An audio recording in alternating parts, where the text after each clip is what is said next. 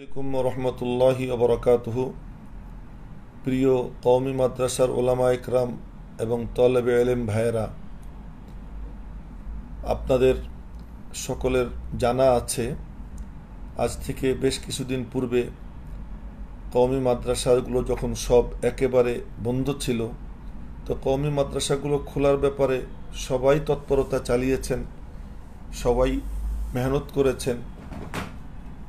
তো আল্লাহ পাক রব্বুল আলমিনের মেহেরবানি, তার দয়া যে আমরাও ক্ষুদ্র পরিসরে চেষ্টা করেছি। আল্লামা ডক্টর মুশতাক আহমদ সাহেব এবং মৌলানা মুফতি মোহাম্মদ আলী সাহেব, আমি ইয়াহিয়া মাহমুদ এবং মৌলানা মুজিবুর রহমান সাহেব, আমরা এই চারজন মাননীয় প্রধানমন্ত্রী বরাবর স্বরাষ্ট্রমন্ত্রীর মাধ্যমে একটা আবেদন পেশ করি এবং এর পরিপ্রেক্ষিতে খুব স্বল্প সময়ের মধ্যেই হেফজখানা খোলার অনুমতি আমরা আনতে সক্ষম হয়েছিলাম।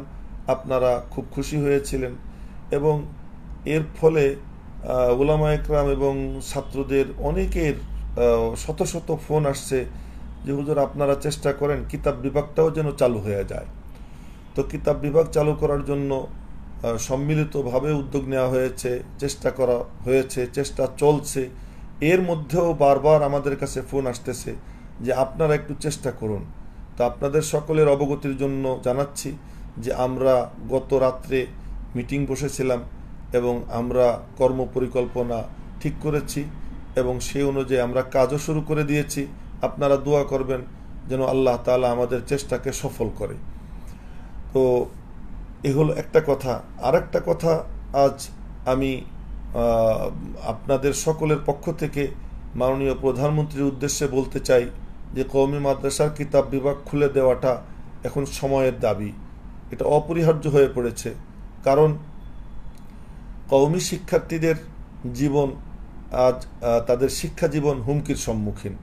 আজ পর্যন্ত কওমি মাদ্রাসা কখনো সেশন জটের শিকার হয়নি। এই প্রথম আশঙ্কা দেখা দিয়েছে কওমি মাদ্রাসাগুলোর সেশন জট হওয়ার মতো একটা পরিস্থিতির মধ্যে আমরা বর্তমানে আছি। কওমি শিক্ষা সনদের স্বীকৃতি মাননীয় প্রধানমন্ত্রীর আন্তরিকতা এবং সদিচ্ছা, এর কারণে এটা ত্বরান্বিত হয়েছে, এটা আমরা পেয়েছি। তো সেই স্বীকৃতি পাওয়ার পরে একটা পরীক্ষা না হওয়া, এই সেশন জটের শিকার হওয়াটা, এটা এই কওমি অঙ্গনের জন্য একটা কলঙ্কের কালিমার মতো হয়ে থাকবে। এবং সেটা কার আমলে? মাননীয় প্রধানমন্ত্রী যার সরকারের আমলে স্বীকৃতি হয়েছে তারই আমলে। সুতরাং মাননীয় প্রধানমন্ত্রীকে আমরা আহ্বান জানাবো যে আপনি এদিকে একটু সদয় দৃষ্টি দিবেন যেন এই সেশন জটের শিকার কওমি অঙ্গনকে না হতে হয়, বরং পরীক্ষাটা যেন নিয়ে নেওয়ার ব্যবস্থা করা যায়। এজন্য কিতাব বিভাগ খুলে দেওয়া এখন অপরিহার্য হয়ে পড়েছে। আর করোনাকে কেন্দ্র করে যে লকডাউন, এই লকডাউনের কোনো প্রয়োজন আর এখন নাই। কারণ অফিস আদালত খুলে গিয়েছে, কলকারখানা খুলে গিয়েছে, গার্মেন্টস ফ্যাক্টরি খুলে গিয়েছে। শুধুমাত্র শিক্ষা প্রতিষ্ঠান, এটাকে লকডাউন করার কি অর্থ আছে? মাননীয় প্রধানমন্ত্রী, আপনি একজন ইমানদার, দিনদার, নামাজি, কোরআন শরীফ তেলাওয়াত করেনেওয়ালা মানুষ হিসেবে আমি আপনাকে জানি এবং অনেকেই এই তথ্য আমাদেরকে দিয়েছে যে আপনি নিয়মিত নামাজ পড়েন, কোরআনে কারিমের তেলাওয়াত করেন। তো আপনি তো জানেন যে করোনা যদিও এটা মহামারী হয়ে থাকে, আসছে আল্লাহর পক্ষ থেকে। আর এর প্রতিরোধ করা কোনো জাতির পক্ষে, কোনো দেশের পক্ষে, সারা বিশ্বের পক্ষে এটা অসম্ভব। দিচ্ছেন আল্লাহ, নিবেনও আল্লাহ। সুতরাং আল্লাহর দিকে রুজু হয় এর একমাত্র সমাধান। এর প্রতিরোধের সামর্থ্য কোনো মানুষের নাই। সুতরাং এই প্রতিরোধ ডঙ্কা বাজিয়ে লকডাউন সৃষ্টি করে দেশ জাতির ক্ষতি করা, এটা কোনো শুভ বিবেচনার কাজ না। এজন্য মাননীয় প্রধানমন্ত্রী, আপনার কাছে সবিনয় নিবেদন করতে চাই, শিক্ষা প্রতিষ্ঠানগুলোও খুলে দিন। কওমি অঙ্গন, এটা যেটা স্বাস্থ্যবিধির কথা স্বাস্থ্য অধিদপ্তর এবং বিশ্ব স্বাস্থ্য সংস্থা বলে, সেটাকে লক্ষ্য রেখে কওমি অঙ্গনে স্বাস্থ্যবিধি মেনে চলাটা অনেক সহজ। তার কারণ কওমি মাদ্রাসার ছাত্র প্রায় 95% আবাসিক। সুতরাং তারা একবার যখন মাদ্রাসায় আসে আর 3 মাস 4 মাস এর আগে আর তারা বাড়িতে যায় না। সুতরাং এখানে স্বাস্থ্যবিধি মেনে চলা অনেক সহজ। দ্বিতীয় হলো খুলে দেওয়াটা এটা অপরিহার্য এ কারণে যে জেনারেল লাইনের পড়াশোনা অনলাইন ভিত্তিক চালু করে দেওয়া হয়েছে এবং সেটা চলছে এবং তারা সেক্ষেত্রে সফল, কিন্তু কওমি মাদ্রাসাগুলোর ক্ষেত্রে এই অনলাইন ভিত্তিক ক্লাস চালু করা এটা একেবারেই অসম্ভব প্রায়।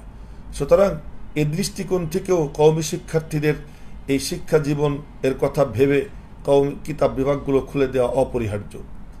তৃতীয়ত, মাননীয় প্রধানমন্ত্রী কওমি মাদ্রাসার উলামা একরাম যারা কওমি মাদ্রাসায় কর্মরত আছেন তাদের জন্য সরকারি কোনো বরাদ্দ নাই মাসিক তাদের বেতন ভাতার জন্য। তাদের বরাদ্দ আল্লাহ পাকের পক্ষ থেকে আসে এবং সেটা যখন মাদ্রাসা চালু থাকে তো সাধারণ মুসলমান ধর্মপ্রাণ মুসলমানরা তারা মাদ্রাসায় দিয়ে থাকেন, এর থেকেই তাদের বেতন ভাতার ব্যবস্থা হয়ে থাকে। আজ যখন শিক্ষা কার্যক্রম বন্ধ, শিক্ষকরা সবাই যার যার বাড়িতে, মাদ্রাসাগুলোর ক্লাসের কার্যক্রম যখন চলছে না, তখন মাদ্রাসায় যেভাবে সাধারণ মুসলমানরা দিয়ে থাকেন এখন সেই দেওয়াটাও বন্ধ। এ কারণে শিক্ষকরা আজ চরম আর্থিক দৈন্যের সম্মুখীন। এই উলামা একরামের মানে অবস্থাটা মানবিক দৃষ্টিকোণ থেকে আপনি একটু যদি বিবেচনা করেন তাহলে উলামা একরাম আপনার জন্য দোয়া করবেন। আর উলামা একরামের ব্যাপারে আপনি জানেন তারা না খেয়ে থাকবে, তারা যত করুণ অবস্থায় হোক না কেন তারা কোনো নিচু পেশায় নামা তাদের পক্ষে সম্ভব না। এজন্য উলামা একরামের এই আত্মমর্যাদা বোধ ঠিক রেখে সম্মানের সাথে যাতে তারা জীবন যাপন করতে পারে এজন্য কওমি মাদ্রাসার কিতাব বিভাগ খুলে দেওয়াটা অপরিহার্য হয়ে পড়েছে।